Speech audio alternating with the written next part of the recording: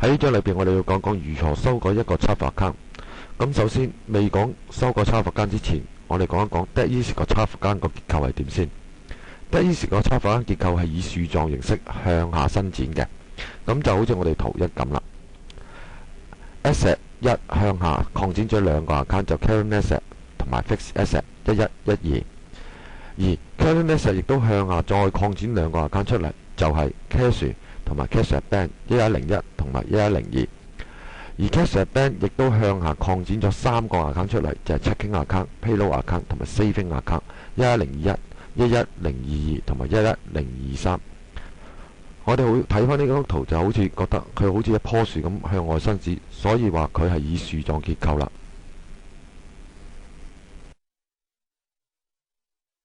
呢一頁我哋主要介紹係 Java 裏邊嘅 level。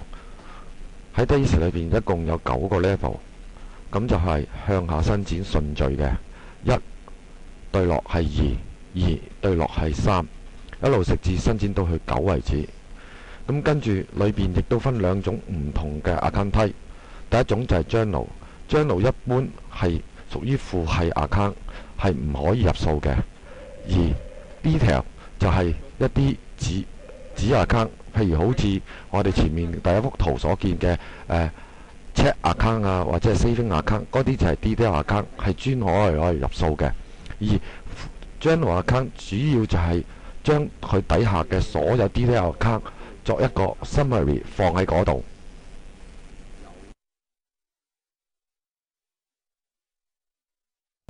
喺第3頁，我哋開始就會探討下 Edit Account 嘅畫面裏邊每一個項目裏邊嘅內容係輸入啲乜嘢。咁當我哋明白咗 DET-EASY 個 Java account 個結構之後呢，將來喺修改或者加入 account 嗰陣時呢，就比較容易好多啦。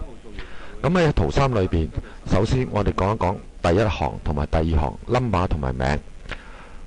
number 呢度係輸入你建立嘅會計科目號碼，而名就係你建立會計科目號碼嘅會計名稱係乜嘢。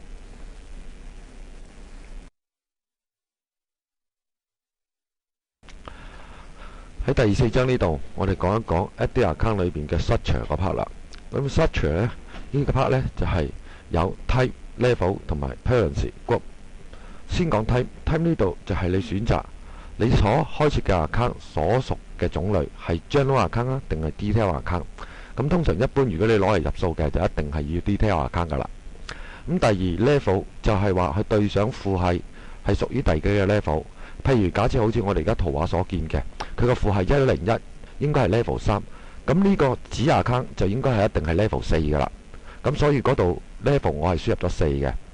咁另外到 Parents 嗰度呢，就好似我頭先話齋，要輸入父系嘅 account 啦。咁佢對上嘅父系 account 就係101，所以我呢度就係輸入咗101啦。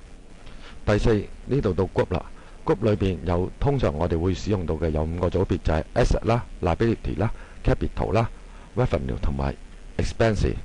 咁11011呢個 account 就係 Petty Cash 係歸 Asset 嘅，所以喺呢度我就揀咗 Asset 嘅組別。咁如果你 set up 其他 account 又係唔同嘅組別嘅，你就可以喺度歸翻去唔同嘅組別啦。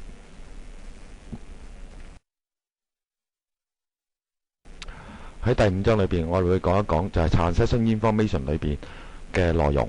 咁裏邊主要有2個內容，第一個就 Consolidation Account， 第二個就係 Reconcilable Bank Account 啦。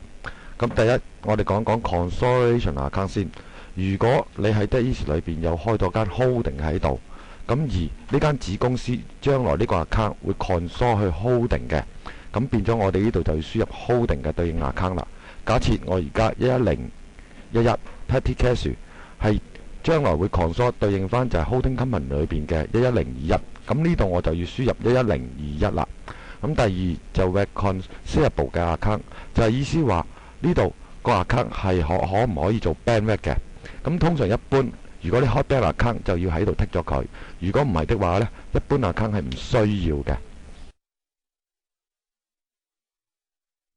第6章呢度我哋最後講嘅就係 reporting 裏邊有一個叫做 cash flow group。cash flow group 主要作用就係話，當你會列印 cash flow report 嗰陣，嗰啲 account 會喺 cash flow report 裏邊放喺邊個 column。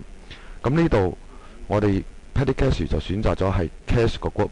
咁底下仲有就係 operating 啦、investing 啦、finance 啦同埋 loan。咁你會根據翻你唔同嘅需要就設定唔同嘅 group。講到呢度，我諗大家都好明白到 Active Account 裏邊每個功能嘅作用同埋每個功能嘅儲存係啲乜嘢啦。咁對於你自己去點樣修改嗰個 account，或者係加一個新 account 落去，咁自然輕而易舉啦。